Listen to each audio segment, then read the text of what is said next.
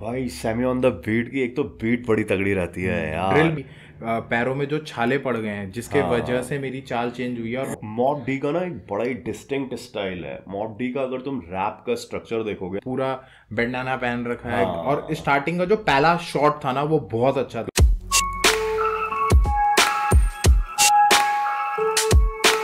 तो क्या हाल चाल तगड़े हो। Welcome to our YouTube channel we are Juyal brothers. Hi I am Pratyush Juyal and this is Akshay Juyal and you are watching hip hop reactor radio. Hey guys, what's up, क्या हाल चाल है आपके। मैं उम्मीद करता हूँ आप सभी लोग मस्त होंगे, अपने अपने घरों में स्वस्थ होंगे and hip hop reactor radio के साथ जबरदस्त होंगे। हे गाइस, हम वापस आ चुके हैं एक बिल्कुल फ्रेश एंड बिल्कुल नए तड़कते फड़कते रिएक्शन वीडियो के साथ। और आज हम जिस आर्टिस्ट को लेके आए हैं वो उत्तराखंड हिप हॉप सीन के आर्टिस्ट हैं। उनके ऑलरेडी हम एक गाने पे रिएक्ट कर चुके हैं और उत्तराखंड हिप हॉप सीन में उनका काफ़ी बड़ा नाम है। यहाँ के पुराने रैपर्स में उनको इंक्लूड करा जाता है। एंड तो आज उनका एक टाइटल ट्रैक हमने उठाया गया है जिसका नाम है जीने दे। एंड जो म्यूजिक मिक्सिंग और मास्टर करी है वो सेमी ऑन द बीट है। तो देखते हैं गाना कैसा है। गाने को रिलीज हुए आप काफ़ी टाइम हो चुका है गाइस, पर अब हमने सोचा इस पर रिएक्ट करें क्योंकि गाना है अपने आप में बहुत ही बढ़िया। तो गाइस, ये तो जानकारी थी हमारे प्यारे आर्टिस्ट और उनके गाने के बारे में। अब कुछ जानकारी मेरे भाई देंगे आपको चैनल के बारे में। तो guys we are back once again. और बाबा आज यूके हिप हॉप के सीन की तरफ हम जा रहे हैं और मॉब डी को हमने उठाया है। उनका ट्रैक जीने दे पे हम रिएक्ट करने वाले हैं। होप आप एंजॉय करेंगे हमारे साथ। पर उससे पहले अगर आपने हमारे चैनल को सब्सक्राइब नहीं किया गाइस तो हमारे चैनल को सब्सक्राइब कीजिए, रिंग द नोटिफिकेशन बेल, ताकि आपको हमारे वीडियो की नोटिफिकेशन सबसे पहले मिल सके। और गाइस हम अक्रॉस द प्लेटफॉर्म, सारे platforms FB, Instagram, thread, Twitter, हर जगह हम हिप हॉप रिएक्टर रेडियो नाम से उपस्थित हैं। तो जाकर हमें फॉलो करिए। और गाइस स्पॉटिफाई पर हमारी पॉडकास्ट भी रिलीज हो चुकी है। अगर आप पॉडकास्ट सुनना पसंद करते हैं तो लिंक डिस्क्रिप्शन में दे देंगे हम, जाकर चेकआउट करिए guys.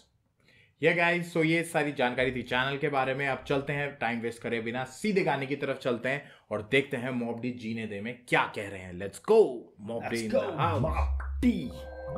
Damn through city D city yeah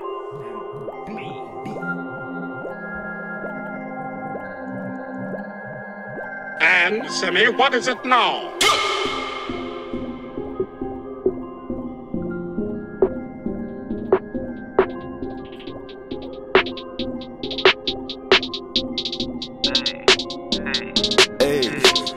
मुझे तू जीने दे, हाँ मुझे ना रोक, मुझे तू पीने दे, मुझे दुखी है देख, हाँ होते खुशी से ढेर, मुझे तू जीने दे, हाँ मुझे ना रोक, मुझे तू पीने दे, मुझे दुखी है देख, होते खुशी से ढेर। गाने भुलाने को गम, लोगों के ताने हूँ खाकर मैं तंग, छाले हैं पैरों पे पड़े तो बदला है चलने का ढंग, घर वाले ना संग तो कैसा नसीब ये मेरा अजीब सा रहने का ढंग। कभी मिलो तो चले बता, कभी हूँ मैं क्या यही खता है मेरी बता। मैं ठहरा पुजारी, कला का अपनी इस जारी है पारी, ये चलेगी लंबी। मैं चाहूंगा करना अचंभित, लोगों को करना ना चाहूँ मैं भ्रमित, समझाना चाहूँ कि किया ना कोई गुनाह है मैंने अगर सपनों को चुना। अपनों को भुला मैं बैठा हूँ, खुला ना रास्ता कोई, वास्ता जो भी ना रहा अब वास्ता कोई। तो पीऊं ना क्यों, दिलो दिमाग पे हावी जुनून, खूनी ख्याल ये करना है चाहते अब मेरा ही खून। तो चाहूं मैं भूल ना बीती वो बातें, मेरी इकलौती है साथी ये खाली सी काली रातें। मुझे तू जीने दे, हाँ मुझे ना रोक, मुझे तू पीने दे, मुझे दुखी है देख, हाँ होते खुशी से ढेर, मुझे तू जीने दे, हाँ मुझे ना रोक, मुझे तू। भाई सेमी ऑन द बीट की एक तो बीट बड़ी तगड़ी रहती है यार। ड्रिल बीट और बना रही ड्रिल बीट है और पीछे मतलब यार गजब एक एनवायरनमेंट, जो गैंगस्टर फील का गाना है, बिल्कुल गैंगस्टर रैप स्टाइल का है। और कह रहे हैं कि भाई मेरी चाल चेंज हो चुकी है क्योंकि मेरे पैरों पे छाले पड़ चुके हैं, इस तरीके से बात कर रहे हैं। गजब यार। मतलब बहुत अगर उनकी बात करें तो उन्होंने हिंदी के भी बहुत अच्छे अच्छे शब्दों का प्रयोग कर बिल्कुल, रखा है बिल्कुल, इसमें। बिल्कुल। और दूसरा वो कह रहे हैं कि पैरों में जो छाले पड़ गए हैं जिसके हाँ। वजह से मेरी चाल चेंज हुई है। और वो छाले पड़ने का जो कारण है वो लोगों की जो बातें हैं जो उनको, और वो फिर उसके रेफरेंस पे ये बात भी कह रहे हैं कि मेरी गलती सिर्फ ये है कि क्या मैं एक कवि हूँ और मेरे को, तो वो अपने जो उनका हुक आ रहा है उसमें भी वो यही बात कह रहे हैं कि मेरे को जीने दे, मेरे को पीने दे। मतलब मैं जिस तरह जीना चाहता हूँ, जो चीज़ें मैं करना चाहता हूँ मुझे वो करने दिया जाए और मेरे को परेशान मत करो। मतलब एक तरह से जो ये मेरी लाइफ है एंड इट्स माय चॉइस कि मैं इसको कैसे जीना चाहता हूँ, right, what I want to be. तो वो कहीं ना कहीं सारे वो ऑपोजिशंस के बारे में बात कर रहे हैं जहाँ पे आप जब कोई काम करते हो और आपके काम में जो अपोज करते हैं लोग आपको, और कहीं ना कहीं सोसाइटी जो अपोज करती है, वो कहीं ना कहीं उसी बारे में बोल रहे हैं कि कहीं ना कहीं मुझे मेरे काम पे रहने दो, मेरे को डिस्टर्ब मत करो। मॉब डी का ना एक बड़ा ही डिस्टिंक्ट स्टाइल है। मॉब डी का अगर तुम रैप का स्ट्रक्चर देखोगे ना, तो मॉब डी क्या करते हैं, जैसे एक वर्ड होगा ना, जैसे किसी कोई भी एक वर्ड होगा ना, तो यहाँ से यहाँ तक उसको बोलेंगे, और जो उसका पीछे की बॉडी होगी ना वर्ड की, फॉर सपोज जैसे हैवी चैम्प था बिल्ला बैंक में, हैवी चैम्प एक ही वर्ड है, ठीक है, तो हैवी उन्होंने इस लाइन के एंड में बोला, और चैम्प की स्टार्ट जो करी उन्होंने वो दूसरे बार से करी।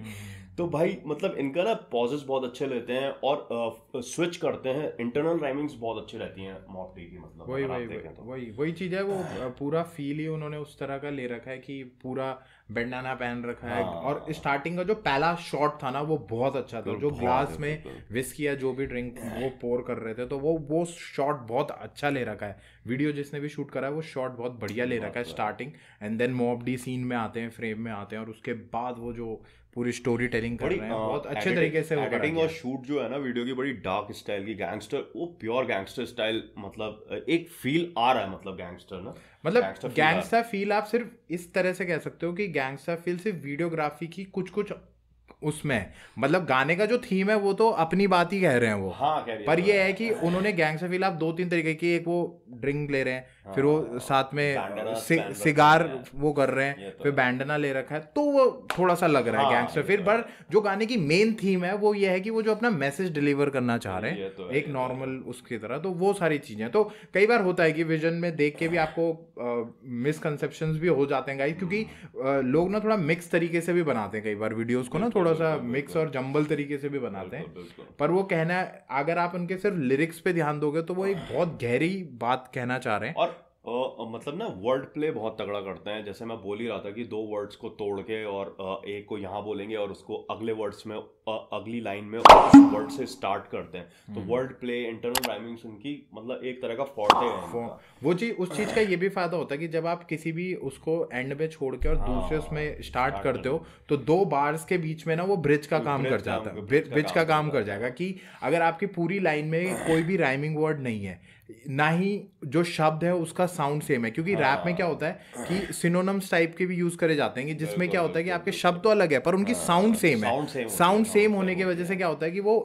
कनेक्ट कर रहे होते हैं एक दूसरे लाइंस में। तो उस समय अगर उन्होंने क्या करा कि वो अपना एक वर्ड ऊपर छोड़ते हैं और उसका सेम नीचे करके और तब उसको शुरू करते हैं, उससे क्या होता है वो एज अ ब्रिज का काम कर जाता है 2 या 3 लाइनों के बीच में। तो ना ये बहुत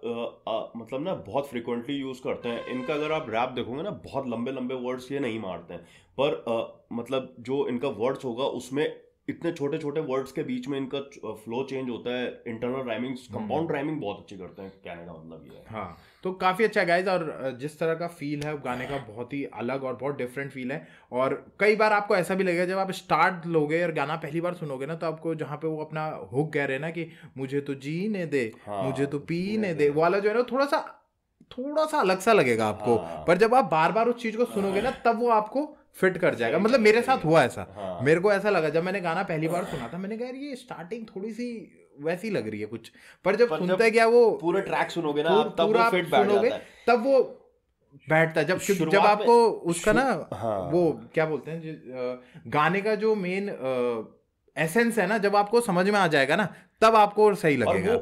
वो ना जो जीने दे पीने दे वाला वो हुक है ना, वो सिर्फ पहले स्टार्ट में थोड़ा सा लगता है, पर उसके बाद जब वो फिर रिपीट होता है ना वो हुक, फिर वर्सेस के बीच में वो इतना वो नहीं लगता है। सही कह रहा है वो तो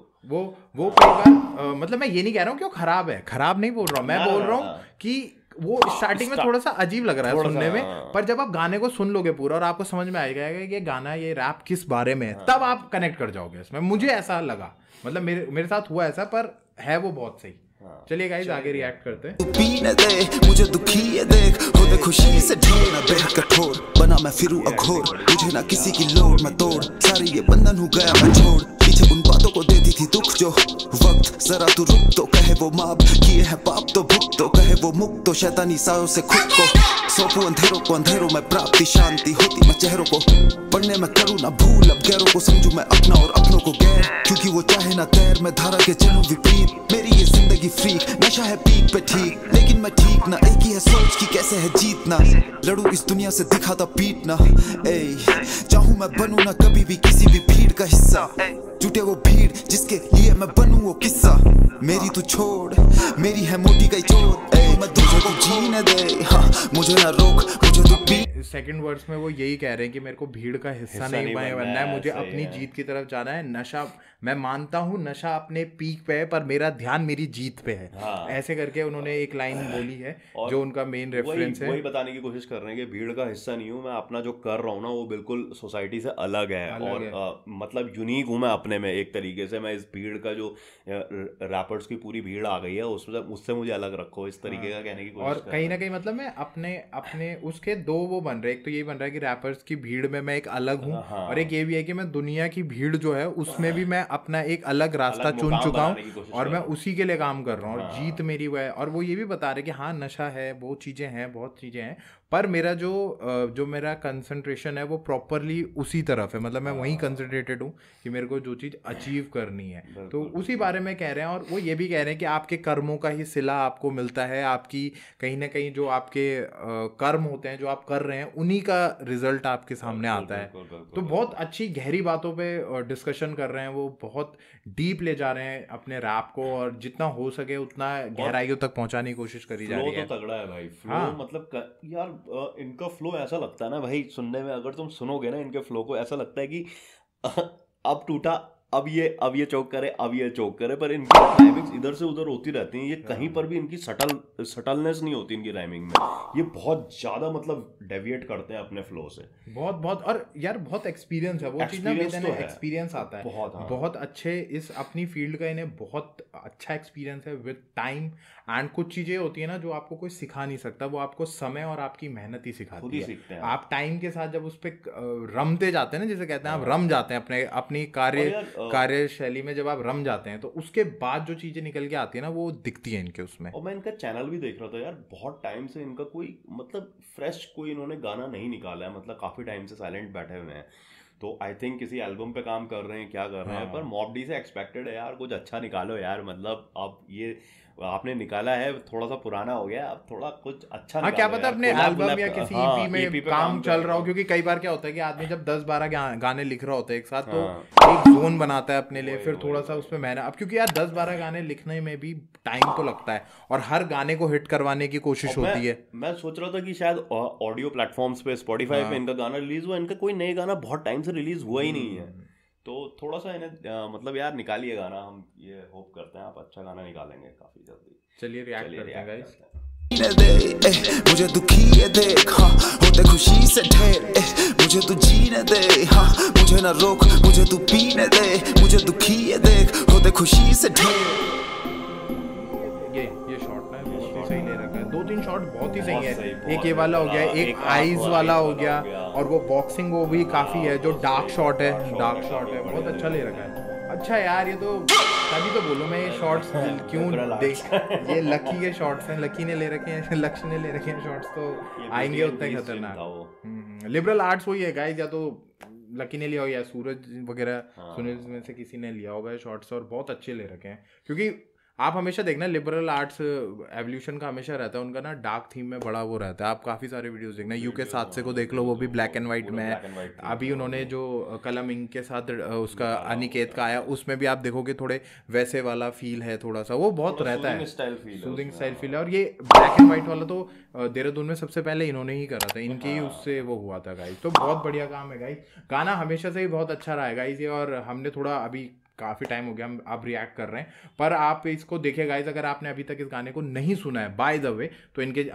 मॉब डी के ऑफिशियल चैनल पे जाके आप इस गाने को चेकआउट कर सकते हैं और इसका जो रिएक्शन है वो आपको मिलेगा सिर्फ हिप हॉप रिएक्टर रेडियो पर तो आइए और हमारे रिएक्शन को भी इंजॉय करिए गाने को भी इंजॉय करिए और बताइए आपको हमारा रिएक्शन कैसा लगा आपको गाना कैसा लग रहा है या गाने में आपके कोई फेवरेट बार हो जो आपको बहुत पसंद आए या वीडियोग्राफी से रिलेटेड आपको कोई चीज़ अच्छी लगे तो प्लीज़ कमेंट बॉक्स को यूज़ करिए गाइस और इसमें मेंशन करिए एंड ये हमारा रिएक्शन था होप आपको मज़ा आया होगा आपने इंजॉय करा होगा हम दोबारा वापस आएंगे गाइस एक बिल्कुल फ्रेश फ्रेश और बिल्कुल नए रिएक्शन वीडियो के साथ। Till then we are Juyal brothers signing off. जय हिंद, जय श्री राम।